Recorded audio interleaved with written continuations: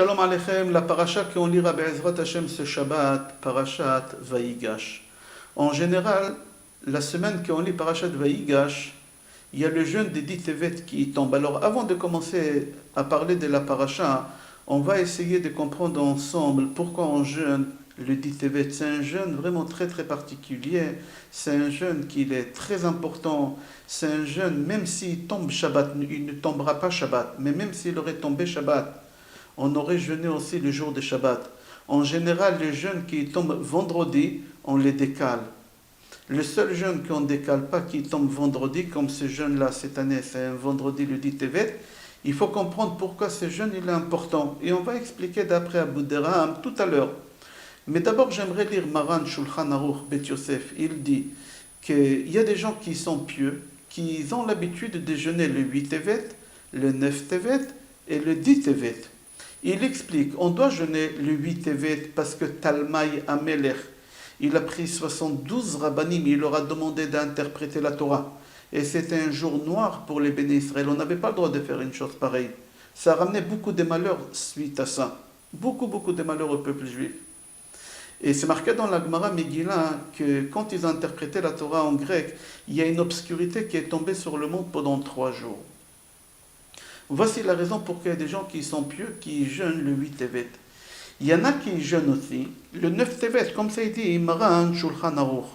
Il y en a qui disent le 9 Tevet pour la simple raison que Ezra Sofer il est mort. Ezra Sofer, c'est lui qui a construit le deuxième Beth Amikdash avec Nehemia, avec Mordechai et Esther. Ils ont construit le deuxième Beth Amikdash après l'exil des 70 ans.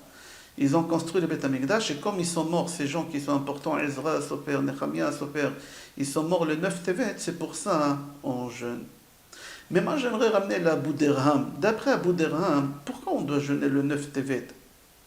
Maran Shulchan Aruch il dit il faut jeûner le 9 Tevet. Je ne sais pas pourquoi.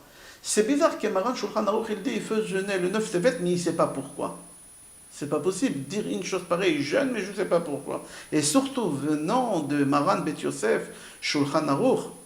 Alors Abu Derham il explique, il dit il faut que tu saches que quand Maran Shulchan Aruch il a écrit cette halakha qu'il faut jeûner le 9 Tevet, il n'a pas pu écrire la raison, parce qu'à l'époque, l'Église catholique, elle était très forte. Elle était très forte. Et tout celui qui parlait d'une autre religion, on le tuait avec une souffrance atroce. Et Maran Shulchan Aruch, il n'a pas voulu écrire pourquoi on doit jeûner le 9 Tevet. Il n'a pas voulu parler de ça. Quelle est la raison pourquoi on doit jeûner le 9 Tevet?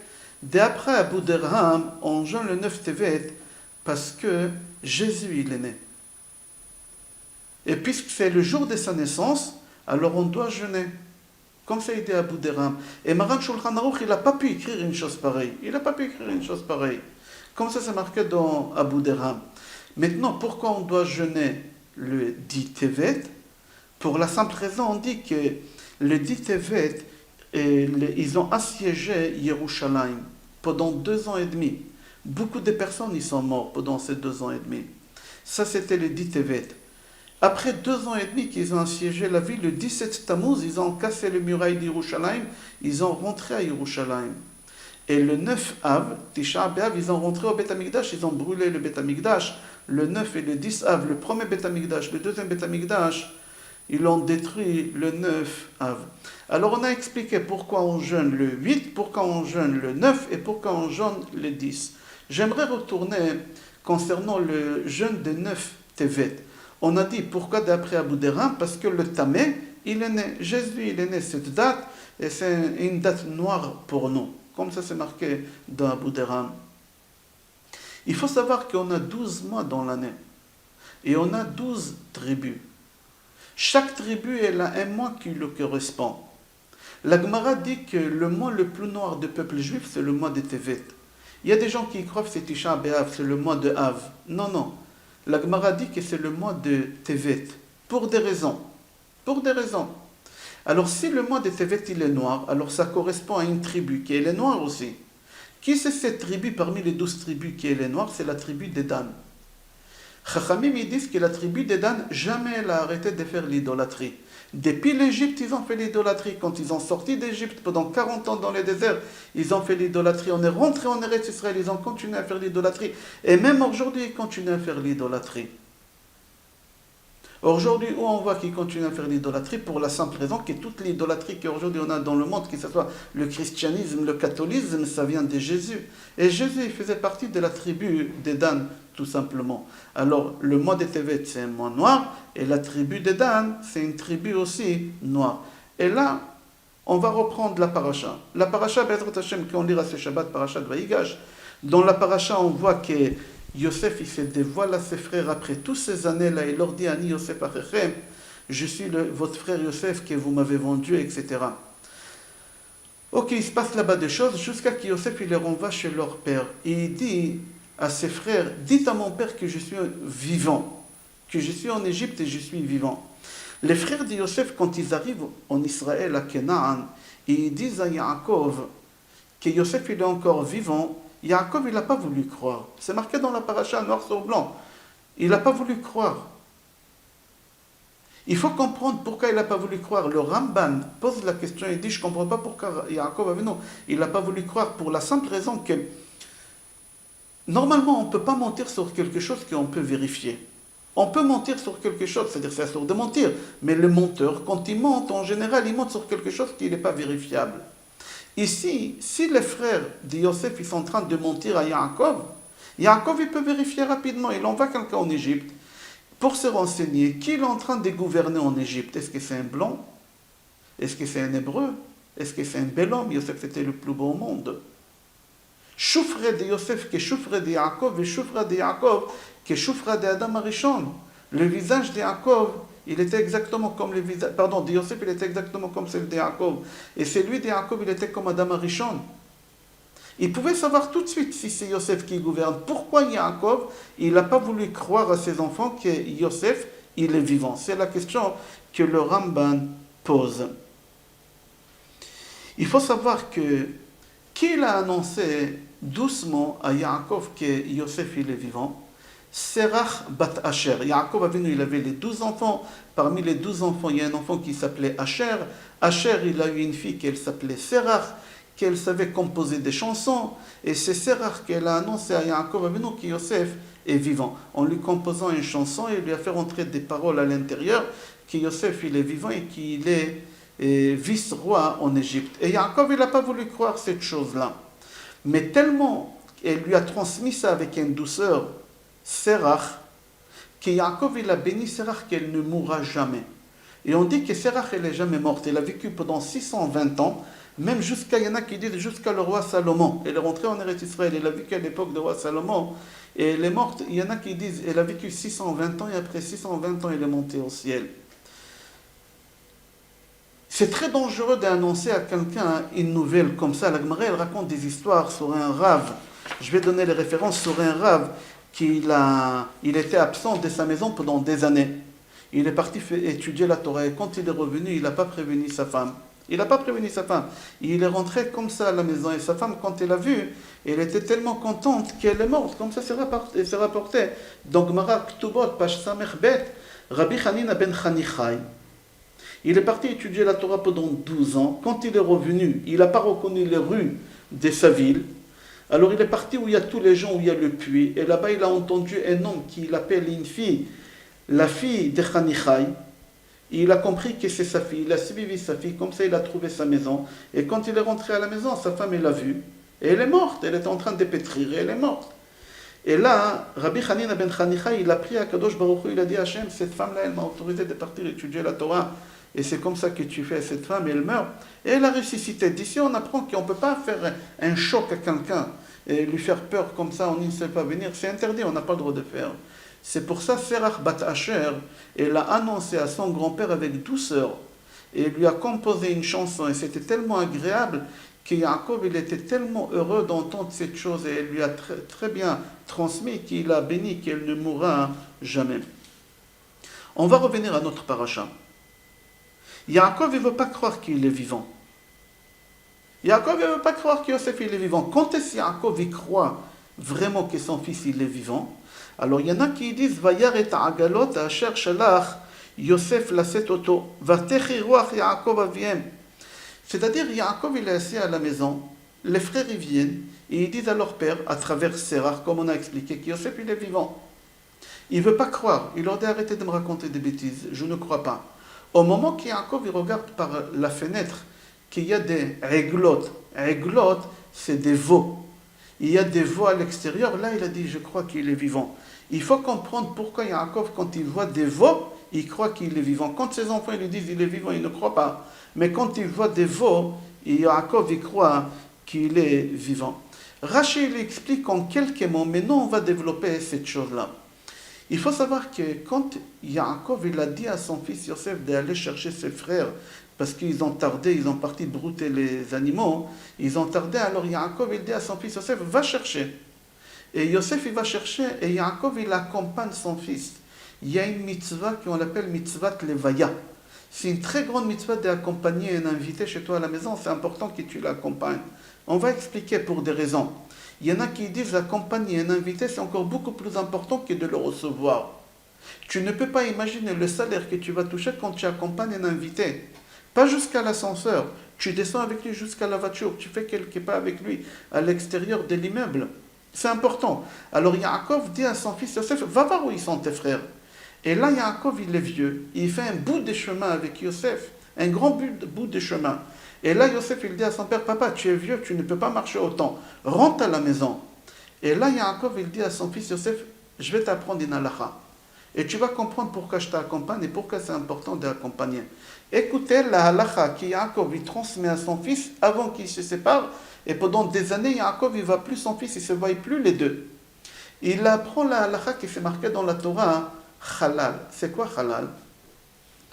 C'est marqué dans la Torah, dans Sefer Dvarim, chapitre 21, Pasuk 7, c'est marqué là-bas, si tu as trouvé un cadavre entre deux villes, je donne aussi les références dans Gemara Sanhedrin, et aussi dans Gemara Sota, page Memvav Amoud Bet. Si entre deux villes on a trouvé un cadavre, personne qui est mort par un animal qui l'a dévoré, ou il est mort de faim, de soif, il est mort entre deux villes. L'assassin, si au cas qu'il a été assassiné par quelqu'un, de quelle ville il vient? Ou plutôt la Gemara dit, les responsables, de quelle ville ils sont? De cette ville ou de cette ville? Il est au milieu.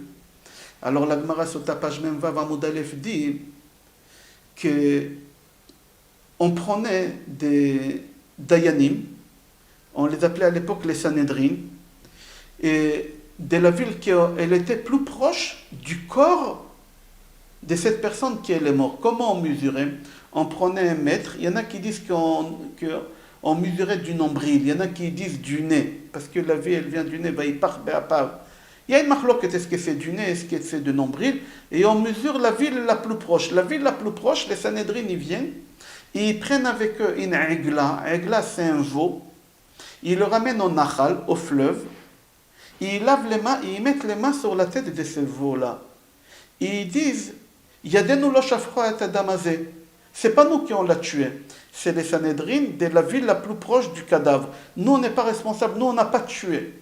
Alors la Gemara, Sota page Memvav Amoud Bet, elle pose la question, elle dit, Vechi ala al da'atra. Mais est-ce que ça peut monter dans ton esprit de dire que c'est eux les assassins, que ces rabbins-là, c'est des assassins, que ces Sanhedrin-là, c'est des assassins? La Gemara, elle répond non. Quand ils disent, nous, on est des assassins, c'est pas nous qui on a tué, ils veulent dire par là, quand il y a quelqu'un qui vient chez toi, et tu l'accompagnes, et tu lui donnes en même temps aussi à manger pour la route et à boire pour la route, il faut que tu saches que cette personne, jamais il aura un danger sur la route. Ni lui, il aura un danger, ni toi, tu auras un danger. C'est-à-dire que c'est une mitzvah importante d'accompagner quelqu'un.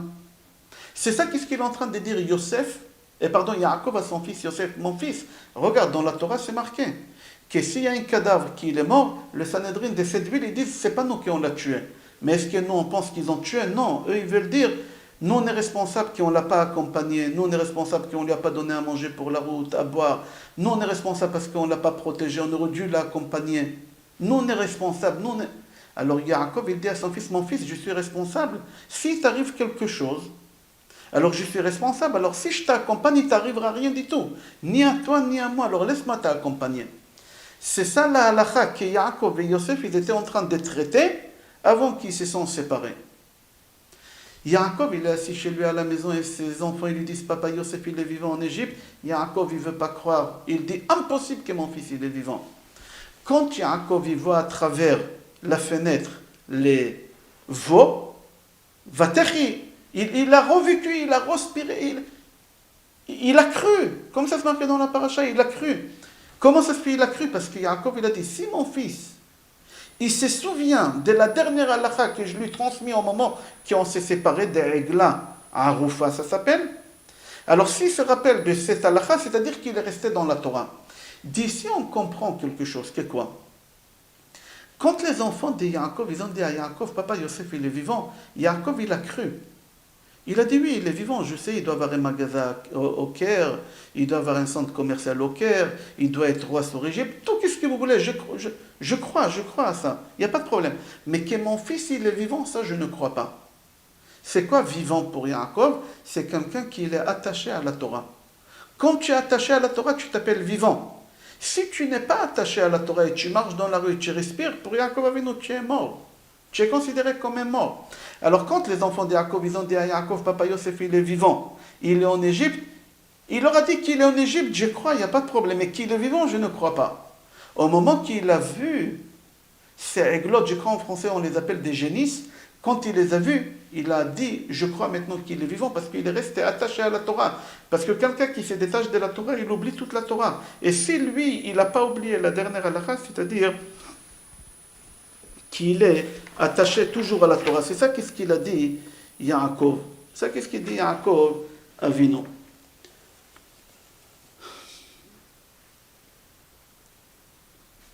Aussi c'est rapporté dans le Rambam, dans Rambam Ilchot Rotzeach Perek Zayin. Et aussi c'est une Gemara, Makot Pajud Amoud Aleph. Là-bas la Gemara dit, et le Rambam aussi dit, si on a envoyé en exil, ou si on a envoyé dans une ville de refuge un assassin, alors cette personne-là, on doit faire exiler avec lui son rave. C'est une halakha. Rambam Ilchot Rotzeach, c'est la Gemara aussi. Pourquoi? Parce que si tu détaches quelqu'un de son rave, c'est comme si tu l'as tué. Parce que quelqu'un qui reste vivant dans une ville de refuge pour le protéger, qui ne meurt pas, d'accord, tout ça c'est matériel, mais ça ne sert à rien. Le but c'est qu'il reste vivant, attaché à la Torah. Alors Rambam, il dit dans Ilchot Rotzeach, si un élève il a été envoyé en exil, le rave il doit partir avec lui en exil. On ne doit pas détacher quelqu'un de la Torah parce que cette personne elle va mourir spirituellement. Certes elle va rester vivante, elle va respirer, elle va parler, tout ce que tu veux. Mais ce n'est pas ça le but. Comme ça il dit Yaakov Avinu. Le natif Mivologin dit, un homme il achète des fleurs à sa femme. Quand tu achètes des fleurs, ils sont frais. 2 jours après, ils pourrissent, tu les mets à la poubelle. Mais tu les as achetés, ils étaient fraîches quand tu les as achetés. Oui, ils étaient fraîches. Mais au moment que j'ai détaché, déraciné de leur source de vie, ils sont en train de mourir doucement, doucement, jusqu'à qu'on les met à la poubelle. Et il dit, Rabbi Chaim Mivologin, il dit comme ça, le natif Mivologin, il dit comme ça, hein, que Yaakov Avinu, il disait, quelqu'un qui est attaché à la Torah, il est encore vivant. Quelqu'un qui tu le détaches de la Torah, hein, il meurt doucement, doucement. Et mon fils, ça fait des années qu'il est détaché de la Torah. Il est en Égypte, alors pour moi, il est mort, Yosef. Certes, c'est possible qu'il est en Égypte, qu'il a un magasin au Caire, dans un centre commercial. Tout ce qu'il voulait, mais pour moi, cette personne, elle est morte. Gemara Avodah Zara, page Gimel. Amoud Bet, elle dit que les Béné Israël, on les comparait à des poissons. Pourquoi des poissons? Un poisson, tant qu'il est dans l'eau, il est vivant. Au moment que tu le fais sortir de l'eau, tu l'as retiré de la source de sa vie où il y a son oxygène, tu l'as tué. Un juif, c'est la même chose. Tant qu'il est baigné dans la Torah, il est vivant. À partir du moment qu'il se détache de la Torah, il ne va plus dans des cours de Torah, il ne fait plus de fila béminyan, il se détache de la Torah, c'est quelqu'un qui est en train de mourir doucement, doucement. Yaakov dit à ses enfants, si vous m'aurez dit qu'il est vivant, qu'il respire, qu'il est roi en Égypte, qu'il a un magasin au Caire, d'accord, j'aurais cru. Mais là, vous me dites qu'il est vivant, c'est-à-dire qu'il est encore attaché à la Torah à 100%. C'est pas possible. C'est marqué, Ve'atem adevekim ba'Adonai Elohechem, chaim kulechem hayom. Ve'atem adevekim, vous que vous êtes attachés, Ve'atem adevekim ba'Adonai Elohechem. Au moment que tu es attaché à Kadosh Baruch Hu, tu es attaché à la Torah, chaim kulechem hayom. Tu es considéré comme un vivant. Ça, qu'est-ce qu'il a dit Yaakov à ses frères? Yaakov, il disait, comment c'est possible qu'il y ait un enfant de 17 ans? Yosef, le plus beau homme au monde, 17 ans, jeune, il a la vie devant lui. Tous les plaisirs du monde, il a retrouvé en Égypte. Comment il a pu travailler sur son Yetzer Hara? C'est pas possible. Yaakov, jamais il aura cru que Yosef il est resté dans les droits chemins. Mais Yaakov, il n'a pas voulu croire que Yosef, il est resté dans le droit chemin et qu'il a su résister à toutes les tentations. Yaakov, il dit, moi, quand ma mère, elle m'a envoyé à Haran, moi, je savais que je dois rester à Haran 7 ans. Mais moi, avant ces 7 ans-là, je suis parti à la yeshiva de Shem Ve'ever. Combien de temps il est resté dans la yeshiva de Shem? Shem, c'est le fils de Noach, et le fils de Shem, il s'appelait Ever. Ever, c'est le petit-fils de Noach, c'est le fils de Shem, et Shem, c'est le fils de Noach. Et dans cette yeshiva de Shem Ve'ever, Avraham Avinu, il a étudié, Yitzhak, il a étudié, Yaakov, il a étudié, Yaakov, il est resté là-bas 14 ans. Yaakov, il a dit, ma mère, quand elle m'a envoyé à Haran, et je savais que je dois faire face à mon beau-père Lavan, à un rachat, et je dois rester là-bas 7 ans. Sur chaque année, j'ai resté 2 ans à être attaché à la Torah, à étudier la Torah sur chaque année. Comment c'est possible? Moi, il me fallait 2 ans pour chaque année pour rester attaché à la Torah, et mon fils Yosef, il est parti où? En Égypte. Comment on appelle en Égypte? Ervat Haaretz, la nudité de la terre. L'endroit où il y a toutes les tentations, toutes les autorisations, tous les péchés. C'est impossible que Yosef, il a résisté. Yaakov, il dit, j'avais 77 ans. Jusqu'à 97 ans, je suis resté chez mon beau-père. Comment j'ai résisté à toutes ces tentations? Parce que j'ai travaillé sur moi, je ne me suis pas mélangé avec mon beau-père, j'ai rien fait. Je n'ai même pas essayé de faire tchouva à mon beau-père. Tellement je ne parlais pas avec lui, je ne lui ai même pas dit, viens faire Shabbat avec moi, viens goûter c'est quoi Shabbat, viens un cours de Torah, rien du tout. Non, non, ça ne m'intéresse pas. Yaakov, il n'a pas voulu. Il a dit, moi j'ai travaillé sur moi énormément. Comment Yosef, il a pu résister à toutes les tentations un enfant de 17 ans? C'est pas possible, une chose pareille. Or HaChaim HaKadosh, il va encore plus loin. Il dit, il faut que tu saches que quand Yaakov, il a vu les régulotes, les voies à l'extérieur, il n'a pas vraiment cru à 100%. Quand est-ce qu'il a cru à 100%? Quand il s'est déplacé de Canaan, il est parti en Égypte, et il a vu que son fils, il avait la barbe, il avait la kippa, il avait les péotes, il avait le tzitzit, il a vu sur lui la gdusha, là il a cru qu'il est resté. C'est marqué dans la paracha, dans chapitre 46, pasuk Lamed. C'est marqué, Vayomer Israël el Yosef, Amuta apam achre reoti et panecha ki otra chai. Maintenant je peux mourir tranquillement de ce monde parce que je t'ai vu vivant. Odecha chai, c'est quoi vivant pour Yaakov? On a expliqué. Or HaChaim HaKadosh, il dit quelque chose d'extraordinaire. Venons, on va revenir à la vente de Yosef. Quand Yosef, il arrive, quand son père, il a envoyé chercher ses frères, et lui, il arrive à Dotaïna, de loin, les frères, ils voient Yosef. Et là, Shimon, il dit,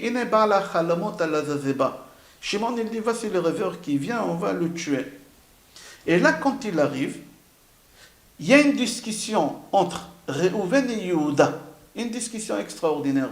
Réhouven dit à Yehuda, il ne faut pas le vendre aux Ishmaélim. Les Ishmaélim, ils vont la ramener en Égypte. Il ne faut pas le vendre. Il faut tuer Yosef, comme ça il dit Réhouven. Il faut qu'on le jette dans le trou où il y a des serpents. C'est-à-dire que Réhouven, il a donné aucune chance à son frère de s'en sortir. J'explique, c'est une halakha. Si tu vois un cadavre d'un homme à côté d'un lion, qui l'a tué ce cadavre? La halakha, elle dit, ce n'est pas obligatoirement le lion. Le lion, il tue quelqu'un, il mord quelqu'un uniquement s'il a faim.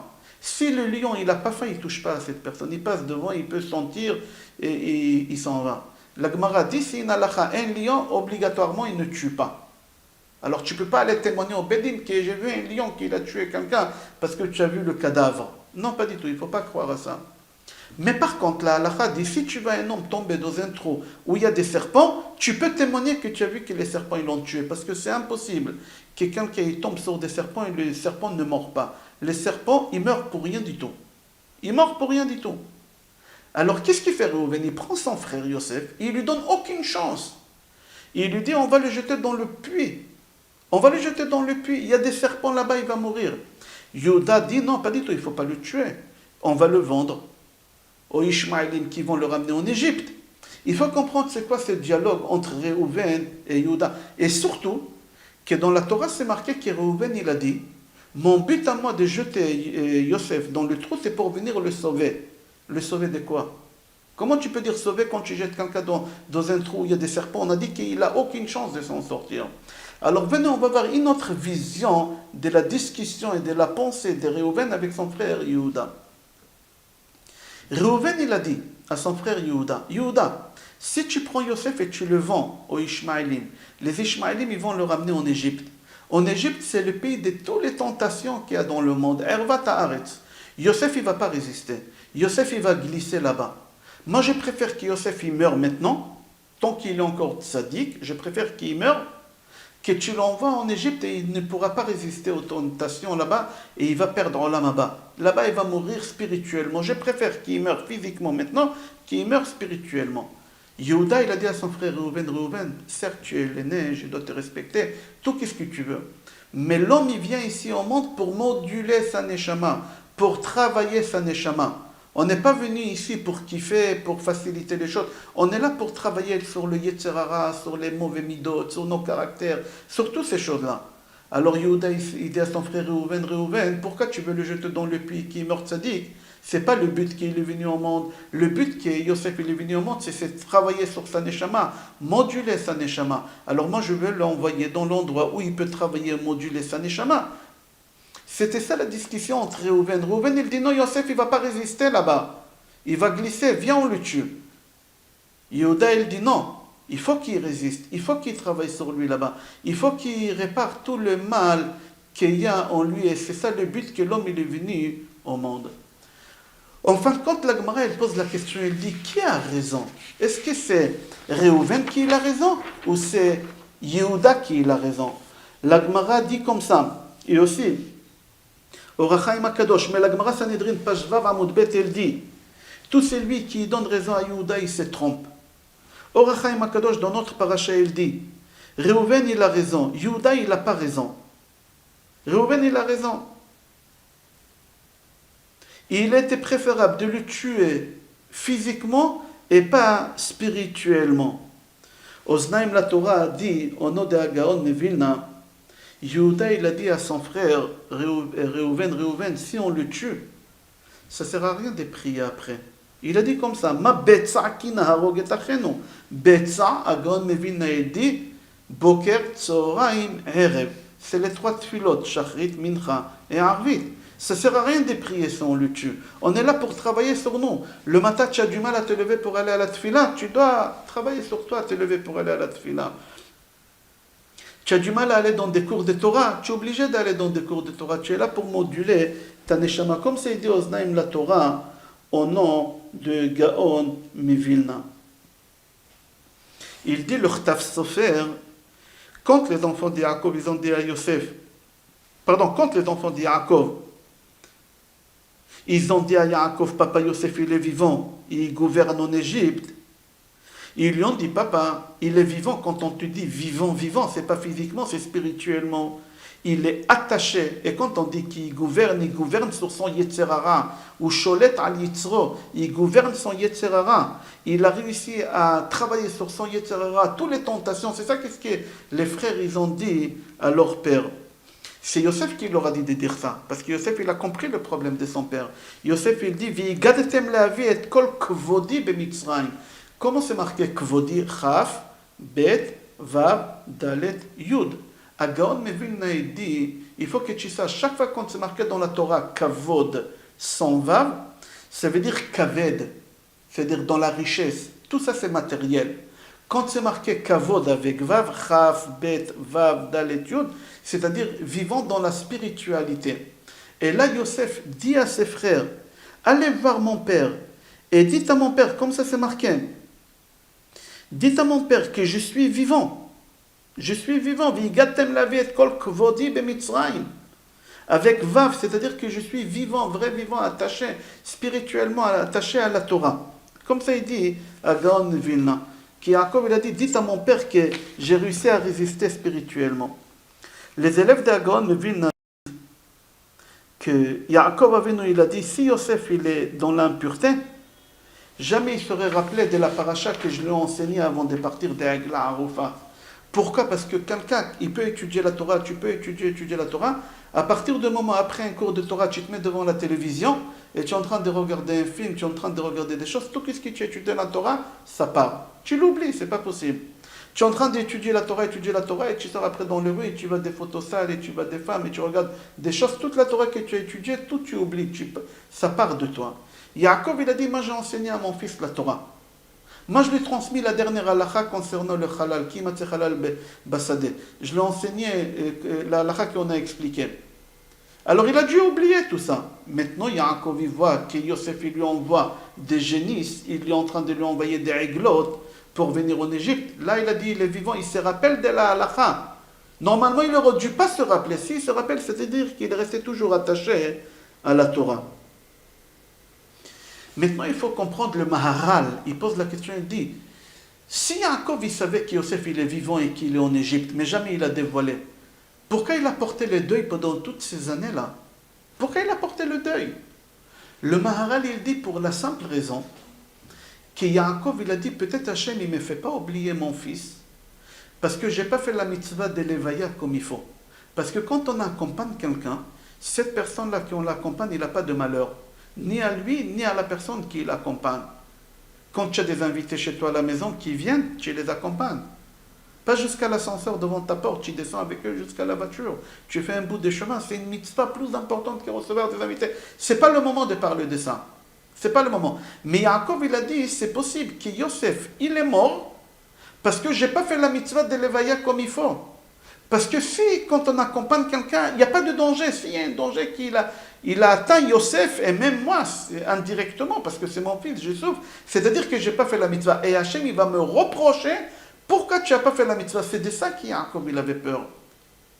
Pendant toutes ces années, Yaakov, il n'avait pas peur que Yosef, il est mort. C'est pas ça. Il avait peur qu'Hachem, il va lui reprocher pourquoi tu n'as pas fait la mitzvah d'accompagner ton fils comme il faut. Parce que si tu aurais fait la mitzvah, Yosef, il n'aurait pas eu tout ce qui lui est arrivé. Comme ça, c'est marqué. Il y a une halakha. Il y a une halakha qui dit comme ça.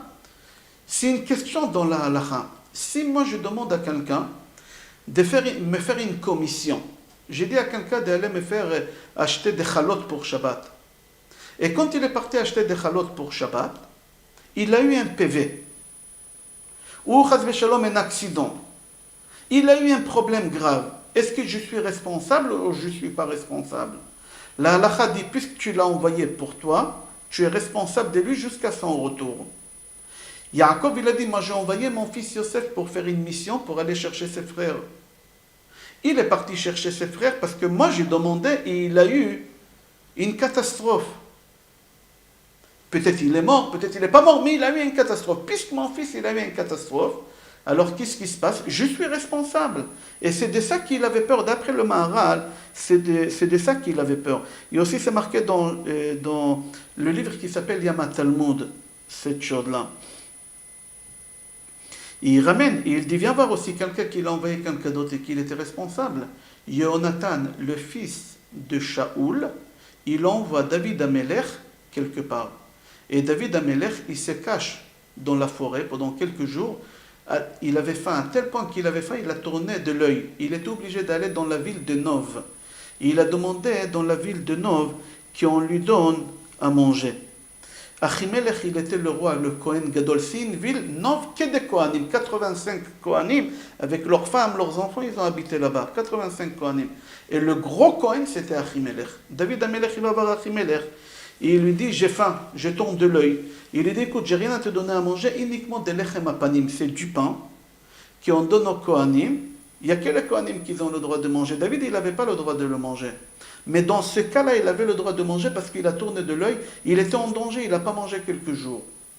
Avant de quitter la ville, David Amelech demande à Achimelech, donne-moi l'épée avec quoi il a voulu me tuer Goliath. David, il a tué Goliath avec les pierres, etc. Ils ont récupéré cette épée. Il était dans la ville de Nov. Et il lui donne. Doeg Adomi, il a vu toute cette scène qu'on lui donne à manger. Doeg Adomi, il a vu qu'Achimelech lui donne aussi l'épée. Et Doeg Adomi, qui c'était Rosh HaSanhedrin, c'était pas n'importe qui. Rosh HaSanhedrin, il est parti balancer ça à Shaoul pour des raisons halachiques. Mais suite à ce qu'il vient de faire Doeg Adomi, Shaoul, il a donné l'ordre d'aller tuer tous les habitants de la ville. C'est-à-dire tous les Kohanim, il les a tués de la ville de Nov. La Gemara dit, qui est responsable de la mort de ces Kohanim-là? Alors on dit que c'est Jonathan. Pourquoi Jonathan? Parce que Jonathan, quand tu as envoyé en mission David Amelech, tu ne l'as pas accompagné. Tu ne lui as pas donné à manger et à boire pour la route. Parce que si David Amelech, il avait à manger et à boire, il ne serait pas rentré dans la ville de Nov. Et s'il ne serait pas rentré dans la ville de Nov, alors Doeg et Adomi, il ne l'aurait pas vu, il n'aurait pas raconté à Shaoul Amelech et on n'aurait pas tué les habitants, tous les Kohanim, 85 Kohanim avec leurs femmes et leurs enfants, on ne l'aurait pas tué. C'est-à-dire, qui est responsable? C'est lui qui ne l'a pas accompagné David. Qui ne l'a pas accompagné David? C'est Jonathan, le fils de Shaoul. De ça, Yaakov, il avait peur. Yaakov, il a dit, en général, normalement, quelqu'un qui meurt, on l'oublie. Et je devais oublier mon fils Yosef. Et si je n'oublie pas mon fils Yosef, parce que de temps en temps, Akadosh Baruch Hu me fait des petits rappels pour me dire que tu es responsable de la mort de ton fils Yosef parce que tu ne l'as pas accompagné. Et c'est de ça qu'Yaakov, il avait peur. On va s'arrêter là. J'espère que c'était compréhensible. Je te souhaite bracha ve'atzlacha.